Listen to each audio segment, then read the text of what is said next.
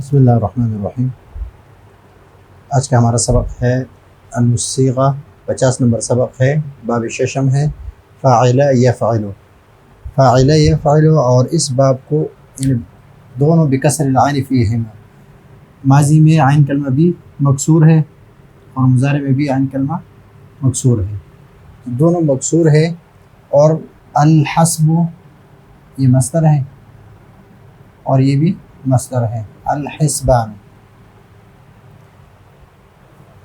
ابھی اس کے بارے میں الحسب والحسبان کے بارے میں بات کریں گے۔ اس کا معنی ہے گمان کرنا۔ یہاں پر جو بات آئے گی یہاں پر بات کریں گے اس سے۔ ابھی ہے حاسبہ، حاسبہ یحسب، حسبن وحسبانا۔ تو حاسبہ یہ ماضی کا صیغہ ہے، ماضی معروف ہے۔ یحسب مضارع معروف ہے، اور یہ دو جو ہے یہ مصدر ہے۔ اور حاسب یہ اسم فاعل ہے۔ وحسب پہلے ماضی مجہول ہے، اور یحسب مضارع، وحسب یحسب، یحسب مضارع مجہول ہے، اور حسبا وحسبانا یہ دونوں مصدر مجہول ہے۔ فہو محسوب بوزن مفعول، صیغہ اسم مفعول ہے۔ الامر منہ، امر اس کے ہیں احسب، اس لیے کہ امر ہم کس سے بناتے ہیں؟ امر ہم بناتے ہیں مضارع سے، تحسبو سے۔ علامت مضارع کو ہم ہٹائیں گے، یہ ساکن رہ گیا، آخر میں ساکن کر دیں گے۔ ابھی یہاں پر یہ ساکن ہے تو حمزہ وصلی لائیں گے، حمزہ وصلی کو عین کلمہ کیا مکسور ہے تو حمزہ بھی مکسور پڑھیں گے۔ احسب، احسب نہیں کا صیغہ ہے، یہ امر ہے، یہ نہیں ہے لا تحسب۔ ظرف اس سے ہے محسب، عالم محسب ومحسبۃ ومحسب۔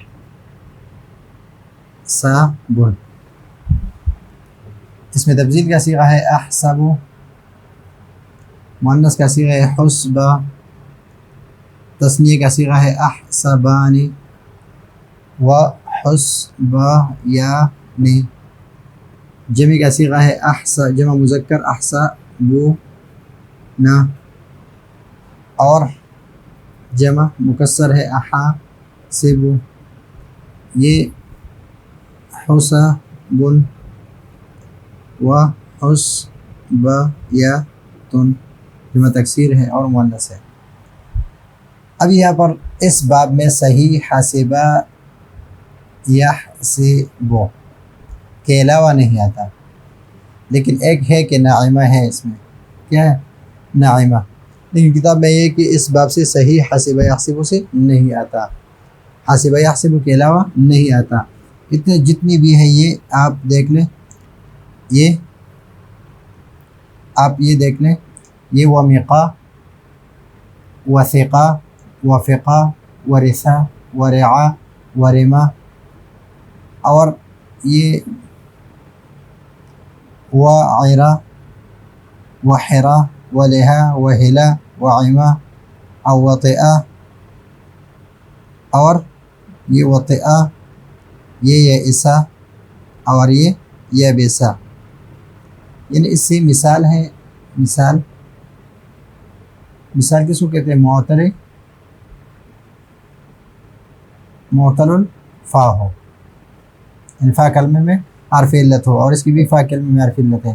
اور یا لفیف ہے، لفیف جس میں دو حرف علت ہو، ایک حرف علت یہ اور ایک یہ ہے، اور یہ ہے مفروق، اس لیے کہ الگ الگ ہے، دو حرف علت ہے اور الگ الگ ہے، بیچ میں حرف صحیح ہے، اور یہ بھی مفروق ہے، یہ بھی حرف علت مفروق ہے۔ وطئ، اس میں اگر یہ وطیہ ہو تو یہ اور اس طرح نہ ہو تو یہ مثال بھی ہے اور محموز العین بھی ہے، یہ بھی مثال ہے اور یہ بھی مثال ہے۔ تو یہ وہی ہے جو فصول اکبری میں ذکر ہیں، جو مثال ہے کہ اس سے یہ ابواب آ رہا ہے، اور صحیح ابواب جو ہے اسے حاسبہ یحسب سے، اور ایک اس میں سے ذکر کیا ہے ناعمہ یا نعیموں سے۔ یہاں پر ذکر نہیں، یہاں پر صرف حاسبہ یحسب ہے، لیکن یہاں پر ناعمہ اور ینعم بھی ہے۔ پھر اس میں عین کلمہ مضارع کا فتحہ بھی آتا ہے، پھر اس میں عین کلمہ مضارع کا بھی آتا ہے۔ مثلا یہاں پر ہم تفصیل سے ذکر کریں گے، مثلا حاسبہ، حاسبہ، حاسبہ یحسب،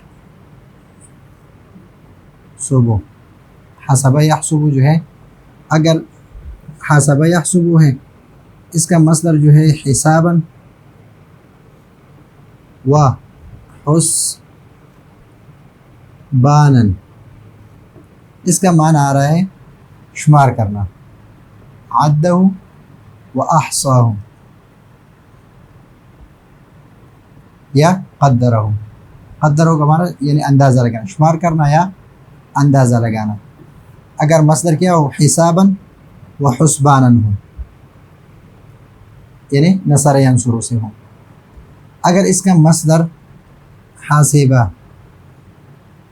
حاسبہ، حاسبہ سے ہو، اور اس کا مصدر کیا ہو حاسبن ہو، حاسبن ہو، تو اس کا معنی ہے کہ کسی کا جلد جو ہے وہ ہو سفید ہونا، بیماری کی وجہ سے سفید ہونا،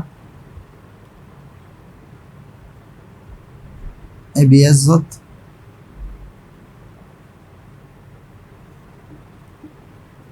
جلد من جلدتہ من دائن، یہ اگر حسبن ہو، حاسبہ اور یحسبو سے ہو، یحسبو حسبن۔ لیکن اگر یہ حاسبہ حاسبہ ہو، یعنی یہ سمع یسمع سے، یہ کس سے سمع یسمع سے، اگر حاسبہ ہو، حاسبہ یحسبو یا یحسبو دونوں، اس طرح پھر اس میں عین مضارع کا فتحہ بھی آیا ہے۔ اگر حاسبہ ہو یہاں پر ماضی کیا ہو مکسور العین ہو، اور مضارع جو ہے وہ مکسور العین ہو، یعنی حاسبہ یحسبو سے ہو، یا مفتوح العین ہو، یعنی سمع یسمع سے ہو، تو اس حالت میں اس کا معنی ہے اور حسبن، حسبن ہے، یہ حسبن ہے، یہ حسبن ہے، اور یہاں پر آ جائے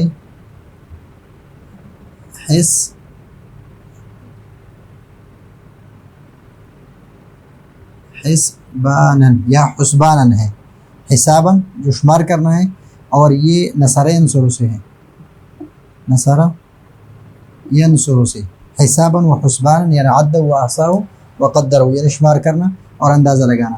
یہ حاسبہ یحسب حسباً سے ہے، یعنی سمع یسمع سے ہے، تو اس کا معنی ہے جلد کا سفید ہونا، اور یہ بھی حاسبہ یحسب حسباً و حسباناً، اور اس کا معنی بھی ہے ظنہ، گمان کرنا، گمان کرنا، یہ ہے۔ اور یہ حاسبہ یحسب سے یعنی دونوں مکسور العین ہو، اس سے بھی آ رہا ہے، دونوں مکسور العین ہو، یہ بھی مکسور العین، یہ بھی مکسور العین ہو، یہ مکسور العین اور یہ مفتوح العین، یعنی سمع یسمع سے ہو، تو اس کا معنی ہے گمان کرنا۔ لیکن اگر یہ آ جائے حاسبہ، حاسبہ یحسب، یحسب کرما یکرمو سے،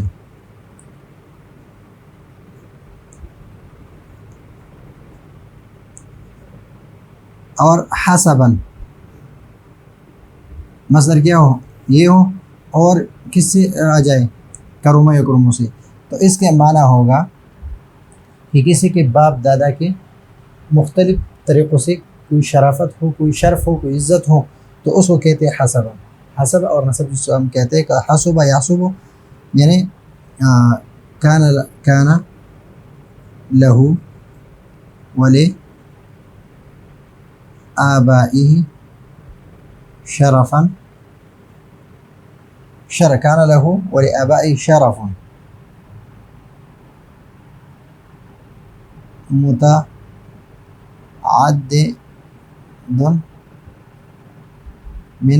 متعدد نواحی، تو یہ ہے حسب یحسب۔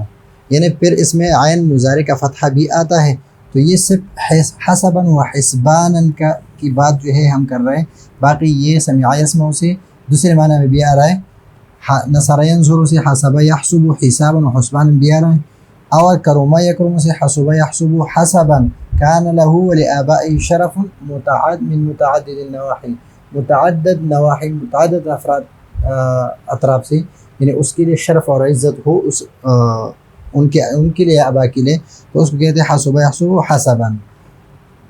اور یہ حسبہ اور یحسب اور حسبہ اور یحسب اگر اس کے مصدر آ جائے حسبا و حسبانا بکسر الحاء یا بکسر الضمہ ہے، اگر حسبانا ہو تو اس کا معنی ہے گمان کرنا۔